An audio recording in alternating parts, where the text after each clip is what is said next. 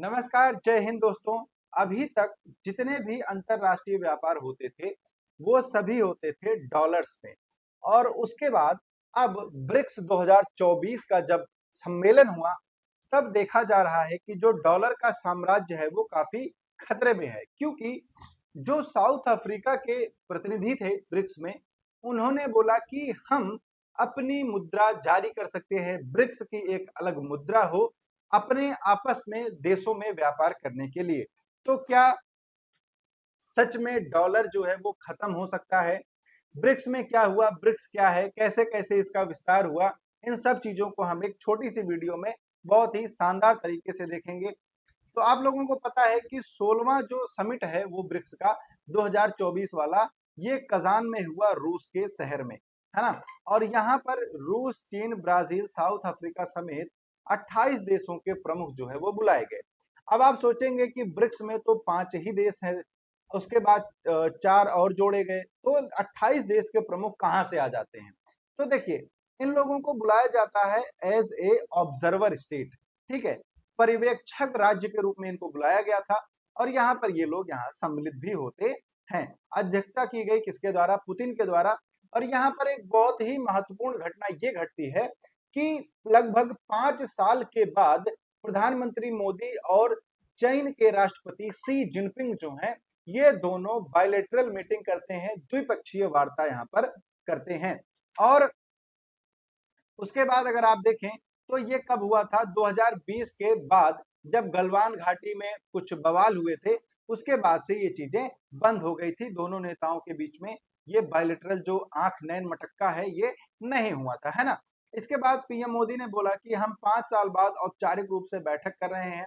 पिछली 4 सालों में सीमा पर जो समस्या हुई है उस पर सहमति बनी है, और उनका हम स्वागत करते हैं। सीमा पर शांति बनाए रखना हमारी प्राथमिकता होनी चाहिए। और एज ए प्राइम मिनिस्टर अगर कोई प्रधानमंत्री ये वक्तव्य देता है, तो इसकी वैल्यू बहुत ही ज्यादा होती है। तो इतना तो साफ है कि चीन के साथ जो सीमा विवाद है वो कहीं ना कहीं हल होने वाले हैं, क्योंकि जैसे ही ब्रिक्स समिट होने वाला था, उसके एक ही दिन पहले एक आता है न्यूज कि जो लद्दाख है, लद्दाख से जो बॉर्डर पर चीन और भारत के जो सैनिक हैं, वो नए नियमों के अनुसार पेट्रोलिंग करेंगे। तो उसके लिए वो क्या करेंगे? वहां पर मिलिट्रीज को डिसंगेज करेंगे। ठीक। अगर आप बात करें ब्रिक्स की अहमियत और ताकत की, तो इतनी ताकत है इसकी कि अमेरिका जैसे जो राष्ट्र हैं, जो देश हैं, वो भी इसमें शामिल होने की कोशिश इनडायरेक्टली करते हैं। और इसका जो कॉन्सेप्ट है वो राइजिंग इकोनॉमी पर डिपेंड है। ठीक है, किस पर? राइजिंग इकोनॉमी, यानी कि उभरती हुई अर्थव्यवस्था पर इसका जो कॉन्सेप्ट है वो रखा गया है। अगर आप पूरे विश्व की बात करें, तो विश्व के 100% जमीन में से 28% जो जमीन है वो किसके पास हो जाती है? वो ब्रिक्स के पास हो जाती है।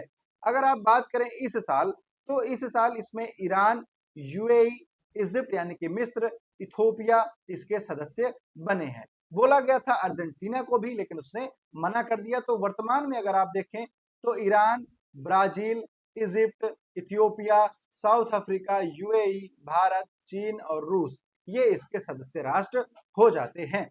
अगर आप बात करें तो 2024 के पहले यहाँ पर अगर आप ये लैंड एरिया का रेशियो है, और उसके बाद जब 2024 में देश शामिल हो जाते हैं, तो अगर हम जनसंख्या की दृष्टि से देखें, तो जनसंख्या की दृष्टि से ऐसा हो जाता है। ये सीन हमें देखने को मिलता है।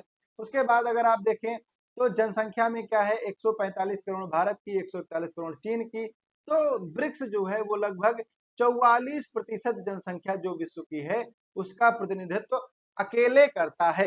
रूस में 14 करोड़, ब्राजील में 21, उसके बाद मेजर क्या है? भारत और चाइना है, 145 और 141 करोड़ जनसंख्या के साथ। क्लियर? फिर उसके बाद अगर आप बात करें जीडीपी में, तो वैश्विक जीडीपी का 27% कौन वहन करता है? वैश्विक जीडीपी का 27% हिस्सेदार कौन है? तो वो ब्रिक्स देश हैं। कौन है? ब्रिक्स देश हैं। क्लियर? यहां पर अगर आप इसको देखें तो ये 2024 के पहले का सीन है, और ये 2024 के बाद का सीन हो जाता है। तो ये भी यहां पर देखेंगे। उसके बाद अगर आप देखें तो जो ग्लोबल कंज्यूमर मार्केट है उसमें हिस्सेदारी की बात करें तो ब्रिक्स की 23% हिस्सेदारी हो जाती है और कुल निर्यात की बात करें तो 15% निर्यात कौन करता है, ब्रिक्स कंट्रीज ही कर रही हैं। यानी कि ब्रिक्स जो है अगर अर्थव्यवस्था के रूप में देखा जाए तो विश्व का सबसे अच्छा और सबसे सुदृढ़ संगठन माना जा सकता है। अगर आप बात करें मिलिट्री पावर्स की, अगर आप सिप्री की रिपोर्ट देखें या फिर फायर पावर इंडेक्स देखें तो फायर पावर इंडेक्स में भी दूसरे नंबर पर चीन है, रूस है, तीसरे पर चीन और चौथे पर भारत है। यानी कि टॉप 5 में 3 कहां से हैं, ब्रिक्स से हो जाते हैं। और उसके बाद अगर आप देखें तो ये सीन किसका हो जाएगा, जब 2024 वाले देश भी शामिल हो जाते हैं तो। लेकिन अब यहाँ पर चुनौती क्या है, चुनौती है पश्चिमी देशों के लिए। पश्चिमी देशों के लिए चुनौती क्या है, क्योंकि अब यहाँ पर एक अपना पेमेंट सिस्टम बनाने की बात की जा रही है, जिसकी हम लोग अभी बात किए थे स्टार्टिंग में कि डॉलर का जो अस्तित्व है अंतरराष्ट्रीय बाजार में वो खतरे में आ चुका है। क्योंकि देखिए रूस क्या है, वो एंटी यूएसए है, चाइना क्या है, एंटी यूएसए है, और रूस और चाइना दो एंटी यूएसए हो जाते हैं यहाँ पर। और अगर आप बात करेंगे आगे तो आगे क्या है कि जो साउथ अफ्रीका के प्रेसिडेंट हैं, साउथ अफ्रीका के प्रेसिडेंट इनका नाम है लूला डा सिल्वा।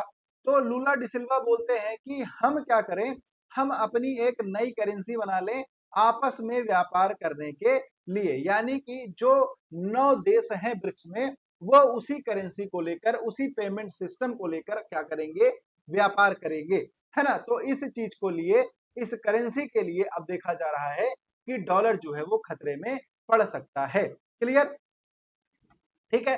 अब अगर आप बात करें कि नए देश जब शामिल होंगे तो कितना बदलाव होगा, तो नए देश जब इसमें सम्मिलित हो जाएंगे तो जो वर्ल्ड लेवल पर जो निर्यात है ब्रिक्स का वो 2% बढ़ जाएगा। उसके बाद कुल जनसंख्या और कुल लैंड एरिया में भी बढ़ोतरी होगी, अभी मैंने आपको बताया, और संयुक्त सैन्य क्षमता में भी बढ़ोतरी होगी। हालांकि ये नाटो की तरह ऐसा देश नहीं है कि एक पर हमला होता है तो सब पे माना जाएगा, ऐसा कुछ नहीं है। लेकिन यहाँ पर भारत ने भी कुछ अपनी बातें रखी हैं कि नए नियमों पर क्या विचार किए जाने चाहिए, क्योंकि पुतिन ने बोला था कि 34 देशों ने ब्रिक्स में शामिल होने की इच्छा जताई है। पिछले साल भी 40 देशों ने इसमें इच्छा जताई थी, जिसमें पाकिस्तान जो है वो मूल रूप से एक भारत का पड़ोसी जो है उसने भी यहाँ पर अप्लाई किया था। लेकिन भारत का कहना है कि यहाँ पर हम नए देशों को एंट्री देंगे, लेकिन उसके लिए हमारे पास एक नियम होने चाहिए कि हम उनको अर्थव्यवस्था के आधार पर एंट्री दे देंगे या फिर हम उनको लैंड एरिया के हिसाब से एंट्री दे देंगे। क्योंकि ये क्या है, ये एक उभरती हुई अर्थव्यवस्था के रूप में एक संगठन बनाया गया था। अगर आप बात करें इसकी तो सब इसके 2006 में क्या हुआ था, 2006 में ब्राजील, रूस, भारत और चीन यहाँ पर मिले थे। उसके बाद 2009 में इसका नाम रखा गया ब्रिक। ठीक है, क्या रखा गया, ब्रिक रखा गया। फिर 2010 में जब इसमें साउथ अफ्रीका शामिल हो गया तो इसका नाम रख दिया हमने ब्रिक्स। फिर इसमें 2023 में 6 देश जो हैं इनको आमंत्रण दिया गया, अर्जेंटीना ने मना कर दिया, और 2024 में बाकी देशों को मिलाकर अब टोटल 9 सदस्य राष्ट्र ब्रिक्स के हो चुके हैं। अगर आप बात करें मेजबानी की तो 2012 में भारत ने इसकी मेजबानी की थी, फिर 2016 में भारत ने इसकी मेजबानी की थी, और 2021 में भारत ने वीडियो कॉन्फ्रेंसिंग के जरिए इसकी मेजबानी की थी, क्योंकि कोविड का टाइम यहाँ पर चल रहा था, है ना। तो ये सारी चीजें होती हैं कब, ब्रिक्स के लिए। तो सबसे इंपॉर्टेंट क्या था, सबसे इंपॉर्टेंट था दोस्त कि क्या डॉलर का साम्राज्य खत्म होने वाला है। तो इसको अगर आप देखें और अगर इस पर सहमति बनती है तो कहीं ना कहीं ये यूएसए के लिए भी एक बहुत ही बड़ा खतरा होने वाला है, बहुत ही बड़ा झटका होने वाला है। हालांकि भारत ने इस पर अपने विचार अभी नहीं प्रकट किए हैं। देखते हैं आने वाले टाइम पर, आने वाले ब्रिक्स समिट्स में क्या होता है, क्या इन मुद्राओं का चयन किया जाता है, इस पेमेंट सिस्टम का चयन किया जाता है। आपकी क्या राय है कमेंट बॉक्स में जरूर बताएं। मिलते हैं अगले वीडियो में, तब तक के लिए आप सभी लोगों से प्यार भरा नमस्कार। जय हिंद, जय भारत।